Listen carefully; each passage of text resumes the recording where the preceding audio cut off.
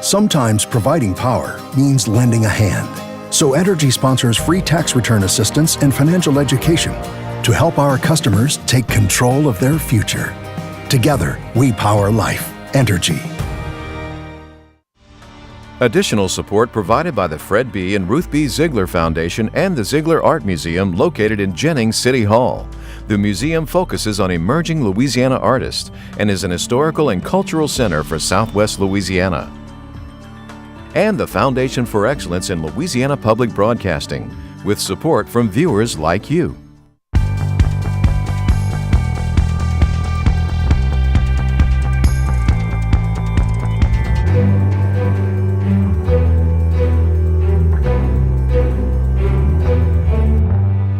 Many of the people who are being over-detained are those who are serving time for lesser crimes. The fight to fix a prison system glitch.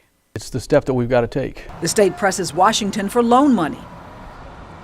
What do you do about these new medicines that are coming out that the drug company can set a price at, like any price they want to? Battling the cost of prescription meds. Hi everyone, I'm Natasha Williams. Happy Mardi Gras. Yeah, happy Mardi Gras. I'm Andre Morrow. Much more of those stories in a minute on this week's edition of SWI. But first, the governor declares a state of emergency. It's because of the threat of flooding along the Mississippi River and other bodies of water, plus adding to it a call for more rain across the state. Yeah, taking this step allows emergency leaders from GOSEP to coordinate plans if trouble comes. We're watching it for you. Now, other stories making headlines across the state. For the first time in its 88-year history, the Bonnie Carey Spillway has opened in back-to-back years. The Army Corps of Engineers opened 38 of 200 bays Wednesday. Rising water in the Mississippi River forced the move, as it did last year. It's the third time in 4 years the structure's been used. The Bonnie Carey has opened 13 times since it was built in 1931. State Superintendent of Education John White this week told the Baton Rouge Press Club the budget just proposed by Governor John Bel Edwards has one major problem: the lack of money for families on a waiting list for early child care and education. A state advisory panel has urged the legislature to allocate $86 million this year and more the next decade to address the issue. The State Department of Health is seeking bids from private companies to manage the care of 1.5 million Medicaid patients. Existing contracts are set to expire at the end of this year. The new contracts are among the most lucrative in the state and worth billions. The State Ag Department says farmers in 17 parishes may be eligible for federal disaster loans from the USDA. The loans would help cover losses from heavy rains and flooding last year. This map shows the parishes currently eligible if farmers meet the guidelines.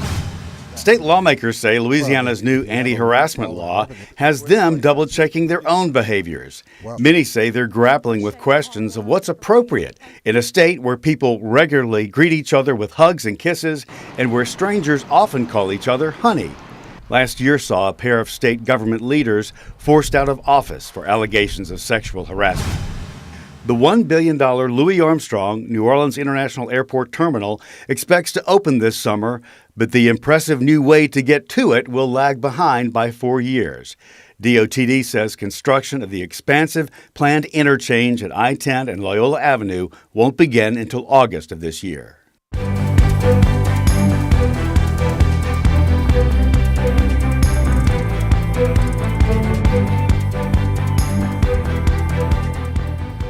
Well, the state right now is facing a huge debt from the construction of massive multi-billion-dollar hurricane protection levee projects, federal projects. They are years behind schedule, so the interest on loans is piling up. The first attempt for help from Washington didn't work, but leaders are going back directly to the president.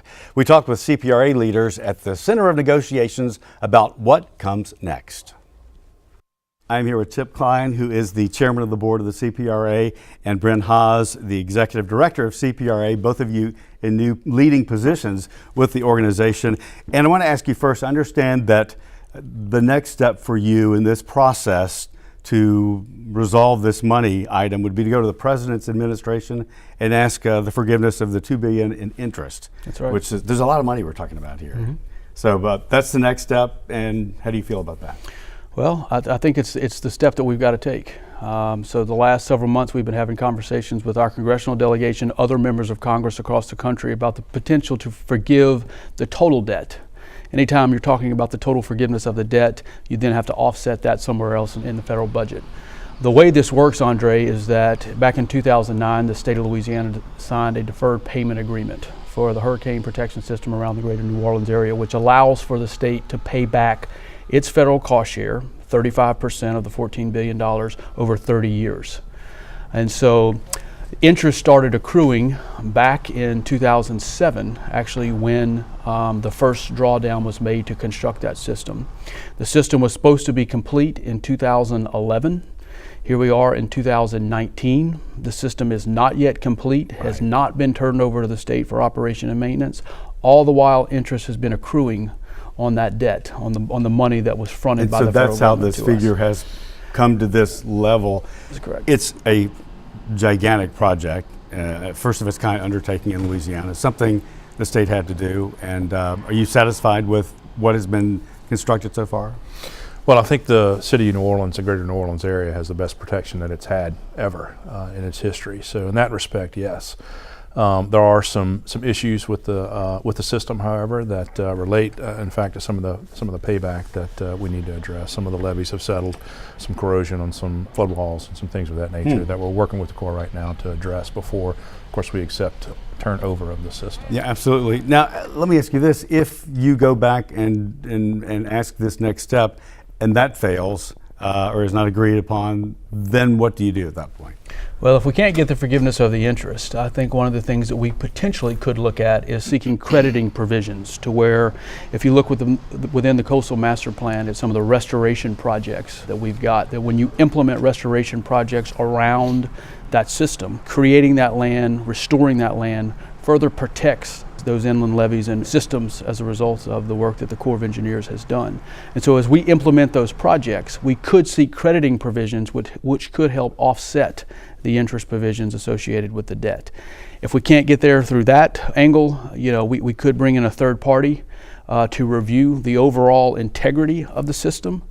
But look, this is a huge debt for the state of Louisiana. Right. We literally don't have hundreds of millions of dollars that we just have sitting aside that we can use to fund this. So we've got to get in front of this now. This debt is coming due, and so those conversations are going to continue with, particularly with the administration, the Trump administration, and with members of Congress. What is the value of the integration of a coastal restoration plan with a hurricane protection plan at the same time? Well, I think the value in Louisiana is tremendous.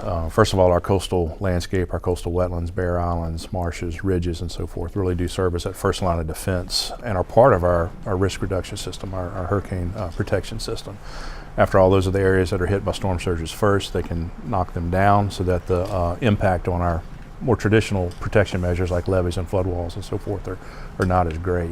We also know that, to get back to Chip's statement a little while ago about seeking credit perhaps for some of the restoration projects that we're doing, we really need to understand and have the federal government in particular understand that really is a reinvestment into this $14.5 billion system. If you look at some of the size of those structures around the greater New Orleans area that were built after Hurricane Katrina, these are impressive structures, they are complicated structures, and they are a huge responsibility. And so I think it's important for the public to know that once this system is completed and turned over to us, that the local levee districts around the greater New Orleans area are going to be required to operate and maintain those structures. So it's going to be important for us to make sure that we've got the funding in place to make sure that they are adequately operated and maintained, which was not done prior to Hurricane Katrina. We mentioned this at the top of the broadcast, but I want to ask you about the Bonnie Carey Spillway, which this week opened for a second consecutive year, the first time ever that's happened. And we're not in spring season yet. This is still a bit early. So your thoughts on that, concerns, and the structure in great shape to handle what it needs to handle? Well, this is the third time in 4 years that structure's been opened. I think anytime the river is at the level that it is now, this early in the year, obviously reason to be concerned. But I have every bit of confidence that we are taking the appropriate measures to open that structure that will alleviate that high water, taking the pressure off of the levees in New Orleans. And hopefully that will do the trick to bring that level of the river down to where we're not at a heightened concern level here. We know that spring is the prime time for sediment to be flowing down the river. It goes hand in hand with the sediment diversion projects that will be going online before long. Absolutely, yeah. We actually are harvesting it in some areas. Most of that is south of Venice at this point, and some of the crevasse projects that are down that way. But this is an illustration of an opportunity that could be had if the diversion projects were in place to be able to reap the benefits of that sediment in our estuaries. One thing that's become aware in the past 20, 30 years is that there's really nothing more important to Louisiana than coastal restoration and protection from storms. So the work you do is fantastic. Thanks for being here with us. Thank you. To update us on this latest bit of information. You bet. Thank you, so Andre. much. Thank you.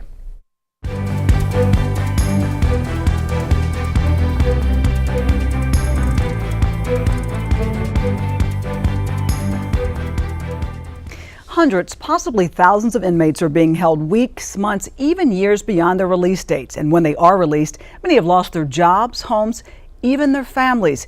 LPB investigates what's being done to correct what many attorneys say is not only illegal, but unjust.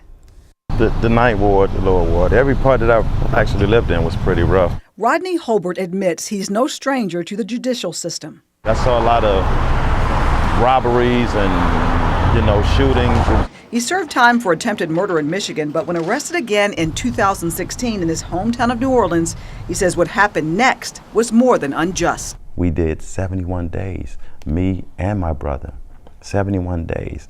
You sentenced us to 30 days. Holbert is a part of a growing number of inmates serving sentences in Louisiana's Department of Corrections that have found themselves still locked up after a judge ordered them released. We have 41 days beyond what you sentenced us to already, but yet we have to go serve another additional 10 days or whatever time it takes to calculate this sentence. And Holbert says the hardest part of it all was there was nothing he or his brother could do about it. I was shocked. I was upset. I went to the jail and just didn't talk for like 3 days, didn't eat, because it was such a big interruption in my life. It's a huge problem. I mean, I'm sure every person who regularly practices criminal defense knows this is happening. The judges all know it's happening. I mean, it's very common for people to be in prison or jail after they are legally entitled to be released. Stas Moros is a public defender in Orleans Parish, but says overdetention is not just a problem in South Louisiana, but throughout the state. Most of the time when people are pleading guilty to a credit for time served sentence, it's not controversial that they're supposed to get out. And that's, I think, one of the most frustrating things. I think there are so many legitimate, debates in the criminal justice system about what should be happening, but this really isn't one of them. People should get released after they finish their sentences. Moros says his clients and others have spent weeks, months, even years before finally being released, and he says there's a distinct pattern. The way it'll happen every single time is if someone receives a sentence that is the same amount of time they've already spent in jail pretrial or a shorter period of time. The plea deal starts the anything but speedy paper trail. If someone has a sentence of 6 months and they've already served 6 months in jail, we know 100% that they're going to spend longer in jail than they're legally authorized to do. And he says the reason it continues to happen is pretty simple. It's only every Thursday that the local jail will send paperwork over to the prison. So best case scenario, if someone takes a plea deal on a Friday, even if everything gets processed as quickly as possible, that paperwork won't make it over to the Department of Corrections, best case scenario, until the following Thursday. I don't think I've ever had a client actually released a week after they took a plea to a credit for time served sentence to the Department of Corrections. So that doesn't even happen. It's usually at least a couple weeks. Moros says it's an issue that can be fixed fairly easily, and it should be. I think it's broken, but I also don't think it would be that difficult to fix. One way to fix it would just be to create a system for, electronic fingerprints and just sending things over. Instead of doing it in an archaic way, all by hand, you could just do it electronically. And other attorneys agree. We're past the age where you need to be driving pieces of paper around the state. Civil rights attorney William Most has filed several lawsuits for clients in Louisiana who were forced to serve time after the release dates. You'd think that the incentives would be enough to release people. There's already been lawsuits that have cost the state hundreds of thousands of dollars for this kind of overdetention. Most says the cost of spending extra time behind bars have cost many of his clients nearly everything. My clients have been held anywhere from 20 days to 589 days past their legal release date. They've missed birthdays, they've missed anniversaries, Christmases, their children graduating from college, deaths of loved ones. They couldn't be there for these events. The very things that are important in our life, they missed. Memories that no amount of money could restore. It's our hope that attention from the press, the public, and lawsuits provides the incentive to really fix this problem. And we know it can be fixed because other states are able to figure this out. This is not a new problem. People are sentenced every day all around the country, and other states are able to figure out how to get them released in a timely and legal manner, which is within 2 days. Here, the state has given itself up to 3 months to figure out people's sentence and release them, and that's not okay. And Mo says the problem affects people without the means to fight it disproportionately. This is a problem that hits people without money and without lawyers the hardest, because many people who are sentenced to credit for time served, it's because they couldn't afford bail. He says everyone has a good reason to care about what he calls the daily injustices. Every time someone is held past their legal release date, the state is paying for that, and they're paying a lot of money. They pay it sometimes to sheriffs, they pay it sometimes to the prisons that hold people for the state, but it's costing taxpayer dollars to hold people in prison who shouldn't be there. In a scathing op-ed in The Advocate last year discussing issues with the Department of Corrections, the Louisiana Attorney General Jeff Landry said, and I quote, "Underneath all of that is a layer of incompetence so deep that the Corrections Department doesn't know where a prisoner is on any given day of the week or when he should actually be released from prison," end quote. So basically, when they stay in jail longer, when someone stays in jail longer, you and I and everybody else pays for it.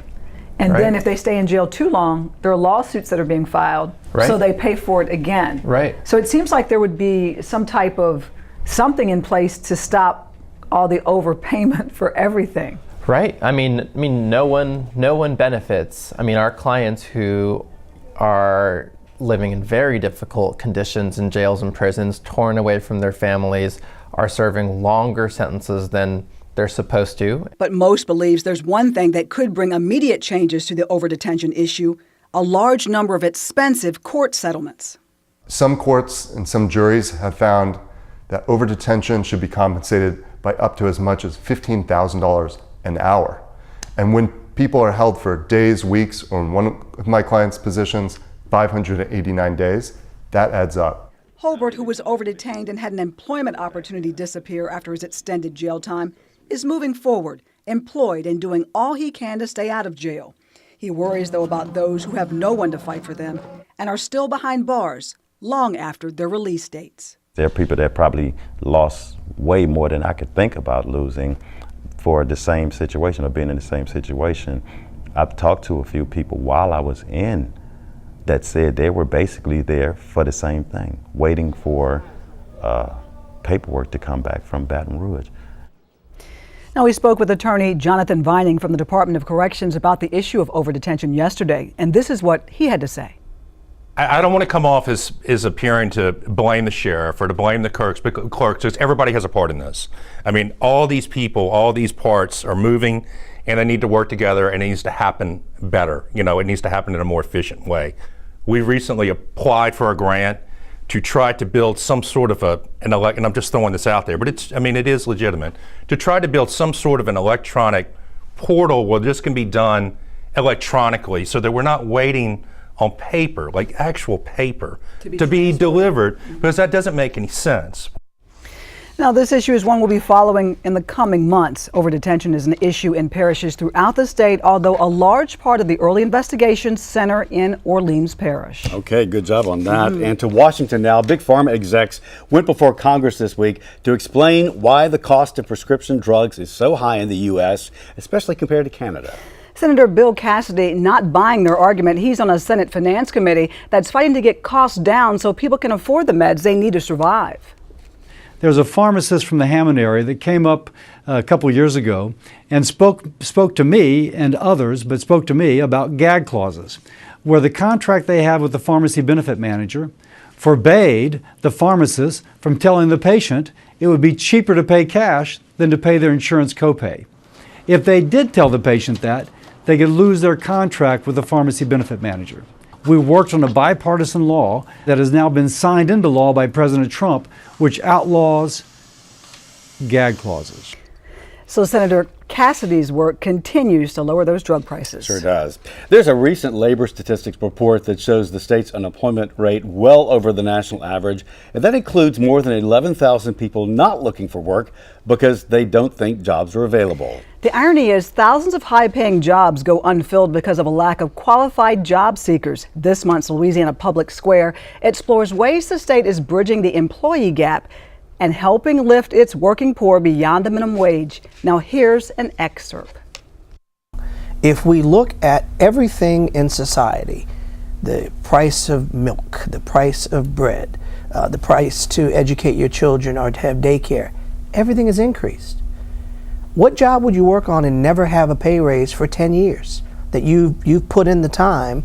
I dare say any of our opponents, and I respect them all, although we disagree, I would ask, would you stay in your current employment if you never had a pay raise? Yet everything around you, cost of living, continues to increase. Whenever you force down arbitrarily higher labor costs on a small business owner, they're already doing what they can to make their bottom line work, to keep employees working. They're doing everything to keep their doors open and create jobs. So the second you put down arbitrary new cost, labor costs, which is very expensive, on them, they're going to have to make decisions. And they're going to make one of few decisions. One is, do I cut hours on those hourly employees? Do I choose cheaper labor, as in part-time, or go to less expensive labor in the sense that they're going to go get somebody with even less experience?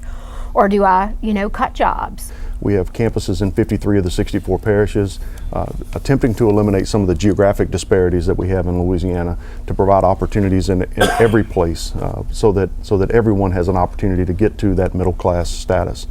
This year we're on pace for nearly 30,000 graduates. 30,000 graduates that on average will earn $45,000 a year. When you think about our per capita income at just over $25,000, nearly doubling the per capita income by completing an associate degree or a short-term certification at one of our community or technical colleges, it's a game changer. We have more companies moving into Louisiana, more people getting jobs, but we need to have those folks that would otherwise not be in the labor force engaged. And when child care runs $6,000 a month, think about that. Child care for an infant, $6,000 a month is on average what it is in Louisiana. And we all know that there are places that folks pay a lot more than that. When you have that percentage of your income going out the door, when there is also the gender gap, women in Louisiana earning 69 cents a dollar from their male counterparts. And don't be African American like myself or Latino, we're going to earn even less. Beyond the Minimum Wage airs tonight at 8 on Louisiana Public Square. Now you can view additional interviews and comments on the show on lpb.org/public square.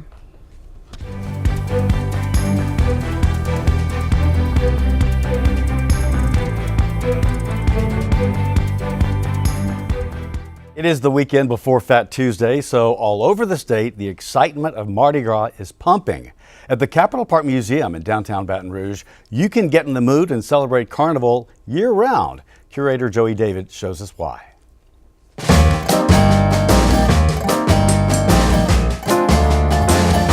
This museum, we highlight two different types of Mardi Gras. We do the Cajun Mardi Gras around, Mamou and Eunice, Lafayette, along with New Orleans Mardi Gras, the parade that everybody knows about.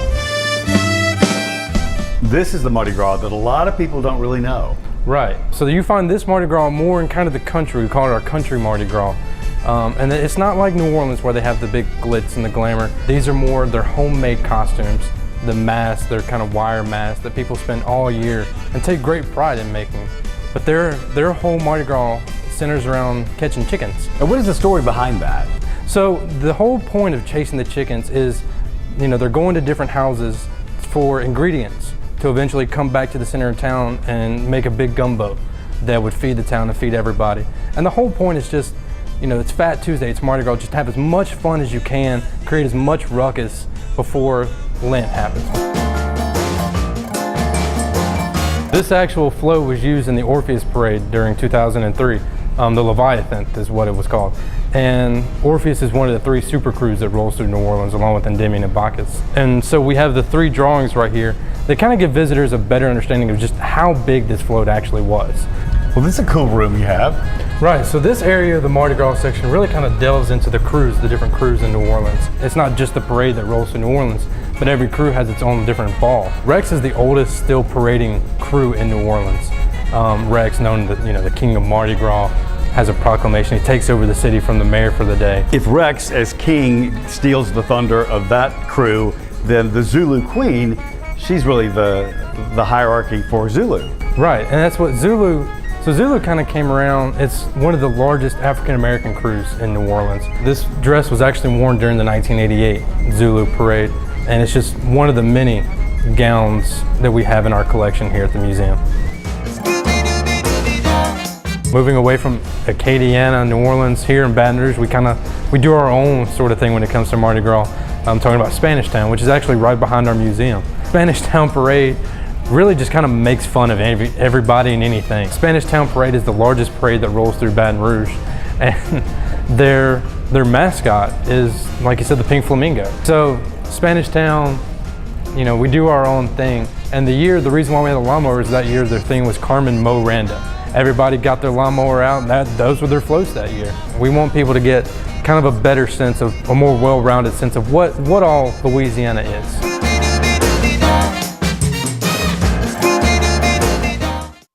And tomorrow, during the Spanish Town Parade, the museum is open and hosting a party. There is more online information at visitbatonrouge.com/Capitol Park Museum. And that's our show for this week, everyone. Remember, you can watch LPB on demand on your phone or tablet with our LPB Anywhere app. The download is free and it's from your app store. You can catch LPB news and public affairs shows as well as other Louisiana programs that you've come to enjoy over the years. Please follow us on Facebook, Twitter, and Instagram. For all of us here at Louisiana Public Broadcasting, I'm Andre Morrow. And I'm Natasha Williams. Thanks for watching us. Until next time, that's the state we're in.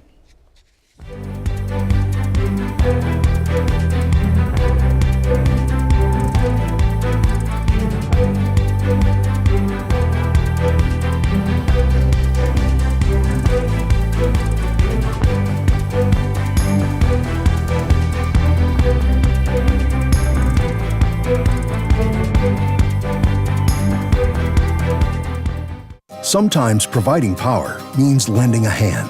So Energy sponsors free tax return assistance and financial education to help our customers take control of their future. Together, we power life. Energy. Additional support provided by the Fred B. and Ruth B. Ziegler Foundation and the Ziegler Art Museum located in Jennings City Hall. The museum focuses on emerging Louisiana artists and is an historical and cultural center for Southwest Louisiana. And the Foundation for Excellence in Louisiana Public Broadcasting, with support from viewers like you.